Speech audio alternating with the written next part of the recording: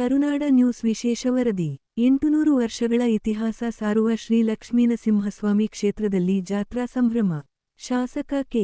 N. Rajanna ನೇತೃತ್ವದಲ್ಲಿ ಜೀರ್ಣೋದ್ಧಾರದ ಬಳಿಕ ಪ್ರಥಮ ವರ್ಷದ ಬ್ರಹ್ಮರಥೋತ್ಸವ.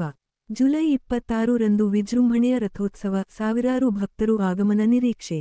ಮಧುಗಿರಿ ಇತಿಹಾಸದ ಪುಟಗಳಲ್ಲಿ ತನ್ನದೇ ಆದ ಮಹತ್ವ ಹೊಂದಿರುವ 13ನೇ ಶತಮಾನದ ಚೋಳರ ಕಾಲದ ಪುರಾತನ ಕ್ಷೇತ್ರ, ಭಕ್ತರ ಪಾಲಿನ ನಂಬಿಕೆಯ ತಾಣ. ಜೀರ್ಣೋದ್ಧಾರದ ಬಳಿಕ ಹೊಸ ಕಳೆ ಪಡೆದುಕೊಂಡಿರುವ ದೊಡ್ಡದಾಳವಟ್ಟ ಶ್ರೀ ಲಕ್ಷ್ಮೀನರಸಿಂಹಸ್ವಾಮಿ ದೇವಸ್ಥಾನದಲ್ಲಿ ಜುಲೈ 24 ರಿಂದ 28 ರವರೆಗೆ ಜಾತ್ರಾ ಮಹೋತ್ಸವ ವಿಜೃಂಭಣೆಯಿಂದ ನಡೆಯಲಿದೆ. ಐ. ಡಿ. ಹಳ್ಳಿ ಹೋಬಳಿಯ ದೊಡ್ಡದಾಳವಟ್ಟ ಗ್ರಾಮದಲ್ಲಿರುವ ಶ್ರೀ ಲಕ್ಷ್ಮೀನರಸಿಂಹಸ್ವಾಮಿ ದೇವಾಲಯವು ಸುಮಾರು 800 ವರ್ಷಗಳ ಇತಿಹಾಸ ಹೊಂದಿರುವ ಪುರಾತನ ಪುಣ್ಯಕ್ಷೇತ್ರವಾಗಿದೆ.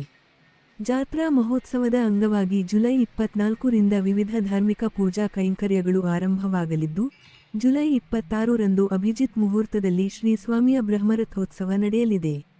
ಜೀರ್ಣೋದ್ಧಾರದ ಬಳಿಕ ನಡೆಯುತ್ತಿರುವ ಪ್ರಥಮ ವರ್ಷದ ರಥೋತ್ಸವ ಇದಾಗಿರುವುದರಿಂದ ಈ ಬಾರಿಯ ಜಾತ್ರೆಗೆ ವಿಶೇಷ ಮಹತ್ವ ಬಂದಿದೆ. ರಥೋತ್ಸವದ ನಂತರ ಶಯನೋತ್ಸವ ಹಾಗೂ ವಸಂತೋತ್ಸವ ಸೇರಿದಂತೆ ವಿವಿಧ ಧಾರ್ಮಿಕ ಕಾರ್ಯಕ್ರಮಗಳು ನಡೆಯಲಿವೆ. ಜಾತ್ರೆಯ ಹಿಂದೆ ಇದೆ ರೋಚಕ ಐತಿಹಾಸಿಕ ಹಿನ್ನೆಲೆ. ಇಲ್ಲಿನ ಹಿರಿಯರು ಹೇಳುವ ಇತಿಹಾಸದ ಪ್ರಕಾರ, ಸೀಮಾಂಧ್ರದ ರಾಯಲಸೀಮೆ, ಕರ್ನೂಲ್ ಜಿಲ್ಲೆಯ ಅಹೋಬಲಂ ಮೂಲದ ಕಾಪು ರೆಡ್ಡಿ ಸಮುದಾಯದವರು ಶ್ರೀ ಲಕ್ಷ್ಮೀನರಸಿಂಹಸ್ವಾಮಿಯ ಮೂಲ ವಿಗ್ರಹದೊಂದಿಗೆ ಕಡಪ ಜಿಲ್ಲೆಯ ಮಾರ್ಗವಾಗಿ ಕುಟುಂಬ ಸಮೇತರಾಗಿ ಈ ಭಾಗಕ್ಕೆ ಬಂದಿದ್ದರು ಎನ್ನಲಾಗುತ್ತದೆ. ಅವರು ಕದರಿ ಮಾರ್ಗವಾಗಿ ಬರುತ್ತಿದ್ದ ಸಂದರ್ಭದಲ್ಲಿ ಉಕ್ಕಿ ಹರಿಯುತ್ತಿದ್ದ ಪಿನಾಕಿನಿ ನದಿಯ ನೀರು ಅವರ ದಾರಿಗೆ ಅಡ್ಡಿಯಾಗಿತ್ತು. ಆದರೆ ಅವರು ನದಿ ದಾಟುವ ಸಂದರ್ಭದಲ್ಲಿ ನೀರು ನಿಂತು ದಾರಿ ಬಿಟ್ಟಿತು. ಅವರು ನದಿ ದಾಟಿದ ಬಳಿಕ ಮತ್ತೆ ನದಿ ಹರಿಯತೊಡಗಿತು ಎನ್ನುವ ನಂಬಿಕೆ ಇಲ್ಲಿನ ಭಕ್ತರಲ್ಲಿದೆ. ಇದನ್ನು ಸ್ವಾಮಿಯ ಮಹಿಮೆ ಎಂದು ಹಿರಿಯರು ಇಂದಿಗೂ ಸ್ಮರಿಸುತ್ತಾರೆ. ನಂತರ ಮೊದಲ ಕಟ್ಟುಬಂಡಿ ಜಯಮಂಗಲಿ ನದಿ ಮಾರ್ಗವಾಗಿ ದೊಡ್ಡದಾಳವಟ್ಟಕ್ಕೆ ಬಂದು ನೆಲೆ ನಿಂತಿತು. ಎರಡನೇ ಕಟ್ಟುಬಂಡಿ ದೇವರತೋಪು ಭಾಗಕ್ಕೆ ಬಂದಾಗ ಬಿಳಿ ಮತ್ತು ಕಪ್ಪು ಬಣ್ಣದ ಎತ್ತುಗಳು ಸಾವನ್ನಪ್ಪಿದವು ಎನ್ನಲಾಗುತ್ತದೆ.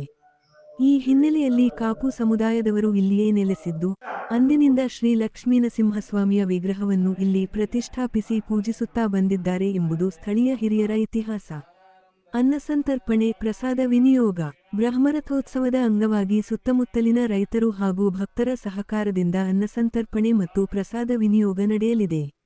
ಜಿಲ್ಲೆಯ ವಿವಿಧ ಭಾಗಗಳಿಂದ ಮಾತ್ರವಲ್ಲದೆ ಆಂಧ್ರಪ್ರದೇಶ ಹಾಗೂ ತಮಿಳುನಾಡಿನಿಂದಲೂ ನೂರಾರು ಭಕ್ತರು ಜಾತ್ರಾ ಮಹೋತ್ಸವಕ್ಕೆ ಆಗಮಿಸುವ ನಿರೀಕ್ಷೆಯಿದೆ. ಶಾಸಕರ ಸೂಚನೆ, ಅಧಿಕಾರಿಗಳಿಗೆ ಜವಾಬ್ದಾರಿ ಹಂಚಿಕೆ. ದೊಡ್ಡದಾಳವಟ್ಟ ಜಾತ್ರಾ ಮಹೋತ್ಸವಕ್ಕೆ ಆಗಮಿಸುವ ಭಕ್ತರಿಗೆ ಯಾವುದೇ ತೊಂದರೆಯಾಗದಂತೆ ಅಗತ್ಯ ಮೂಲಸೌಕರ್ಯ ಕಲ್ಪಿಸುವಂತೆ ಶಾಸಕ ಕೆ. ಎನ್. ರಾಜಣ್ಣ ಅಧಿಕಾರಿಗಳಿಗೆ ಸೂಚನೆ ನೀಡಿದ್ದಾರೆ. ಪೊಲೀಸ್ ಇಲಾಖೆ ಸೇರಿದಂತೆ ತಾಲೂಕು ಮಟ್ಟದ ವಿವಿಧ ಇಲಾಖೆಗಳ ಅಧಿಕಾರಿಗಳಿಗೆ ಪ್ರತ್ಯೇಕ ಜವಾಬ್ದಾರಿಗಳನ್ನು ವಹಿಸಲಾಗಿದ್ದು, ಜಾತ್ರಾ ಮಹೋತ್ಸವವನ್ನು ಯಶಸ್ವಿಯಾಗಿ ನಡೆಸಲು ಸಿದ್ಧತೆ ಕೈಗೊಳ್ಳಲಾಗಿದೆ.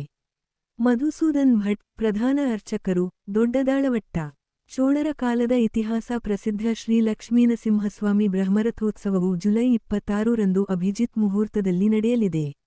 ನಂತರ ಶಯನೋತ್ಸವ ಹಾಗೂ ವಸಂತೋತ್ಸವ ನಡೆಯಲಿದ್ದು, ಜಿಲ್ಲೆ ಮಾತ್ರವಲ್ಲದೆ ರಾಜ್ಯದ ವಿವಿಧ ಭಾಗಗಳಿಂದ ಭಕ್ತರು ಆಗಮಿಸಲಿದ್ದಾರೆ.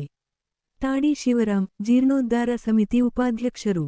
ಸುಮಾರು 800 ವರ್ಷಗಳ ಪುರಾತನ ದೇವಸ್ಥಾನದ ಜೀರ್ಣೋದ್ಧಾರ ಕಾರ್ಯವು ಶಾಸಕ ಕೆ. ಎನ್. ರಾಜಣ್ಣ ಅವರ ನೇತೃತ್ವದಲ್ಲಿ ಪೂರ್ಣಗೊಂಡಿದೆ. ಇದೀಗ ಕಲ್ಯಾಣಿ ಹಾಗೂ ರಾಜಗೋಪುರದ ಅಭಿವೃದ್ಧಿ ಕಾಮಗಾರಿಗಳು ನಡೆಯುತ್ತಿವೆ. ಮುಂದಿನ ಅಭಿವೃದ್ಧಿ ಕಾರ್ಯಗಳಿಗೆ ಭಕ್ತರ ಸಹಕಾರವೂ ಅಗತ್ಯವಿದೆ. ಈ ಬಾರಿ ರಥೋತ್ಸವವನ್ನು ಅತ್ಯಂತ ವಿಜೃಂಭಣೆಯಿಂದ ಆಚರಿಸಲಾಗುವುದು.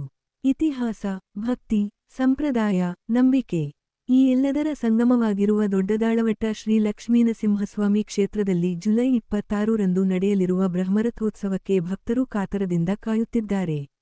ಭಕ್ತರ ಪಾಲಿನ ನಂಬಿಕೆಯ ದೇವರು, ಇತಿಹಾಸದ ಪುಟಗಳಲ್ಲಿ ಅಚ್ಚಳಿಯದ ಕ್ಷೇತ್ರ ದೊಡ್ಡದಾಳವಟ್ಟ ಶ್ರೀ ಲಕ್ಷ್ಮೀನರಸಿಂಹಸ್ವಾಮಿ ಬ್ರಹ್ಮರಥೋತ್ಸವಕ್ಕೆ ಭಕ್ತರ ಮಹಾಪೂರವೇ ಹರಿದು ಬರುವ ನಿರೀಕ್ಷೆಯಿದೆ. ದೇವಾಲಯದ ಜೀರ್ಣೋದ್ಧಾರ ಕೈಂಕರ್ಯವು ಇನ್ನೂ ಕೆಲವು ಕಾರ್ಯಗಳನ್ನು ಪ್ರಾರಂಭ ಮಾಡಬೇಕು ಅಂತೇಳಿ 108 ಅಡಿ ರಾಜಗೋಪುರ ಹಾಗೂ ಈಶಾನ್ಯ ಭಾಗದಲ್ಲಿರುವ ದೇವಮೂಲೆಯಲ್ಲಿರುವ ಕಲ್ಯಾಣಿಯನ್ನು ಜೀರ್ಣೋದ್ಧಾರ ಮಾಡಬೇಕು ಅಂತೇಳಿ ಸಂಕಲ್ಪ ಆಗಿದೆ. ಸ್ವಾಮಿ ಅನುಗ್ರಹ ಪ್ರೇರಣೆ ಆಗಿರೋದ್ರಿಂದಾಗಿ ನಿಮ್ಮೆಲ್ಲರ ಸಹಾಯ ಸಹಕಾರ, ಇದೇ ಥರ ದೇವಾಲಯಕ್ಕೆ ಏನು ಸಹಾಯ ಮಾಡಿದ್ದೀರಾ ಅದೇ ಥರ ಮುಂದೆ ಬಂದು ಸ್ವಾಮಿಯ ಕೃಪೆಗೆ ಪಾತ್ರರಾಗಬೇಕಾಗಿ ತಮ್ಮಲ್ಲಿ ಸವಿನಯ ಪ್ರಾರ್ಥನೆ. ಹರಿ ಓಂ.